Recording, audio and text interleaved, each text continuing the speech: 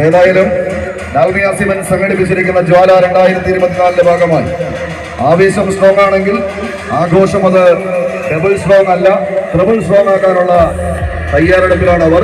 ഇത് തൂക്കത്തിലുള്ള ഒരു മത്സരമാണെങ്കിൽ തൂക്കമില്ലാത്തവരുടെ ഒരു പ്രദർശന മത്സരം കൂടി. അതായത് കാഴ്ചയിൽ നമ്മൾ ആദ്യമേ പറഞ്ഞു പോയ കാട്ടുകൊമ്പന്മാരെ പോലെ കളിക്കളത്തിലേക്ക് കടന്നു വരുന്ന കളിക്കൂട്ടുകാർ ഒരു വടത്തിന്റെ രണ്ടകത്തുമായി പിടിമുറുക്കുന്ന തൂക്കമില്ലാത്തവരുടെ ഹെവി വെയിറ്റ് പോരാട്ടത്തിന്റെ ഒരു പ്രദർശന മത്സരം കൂടി ഈ വേദിയിൽ അരങ്ങേറും.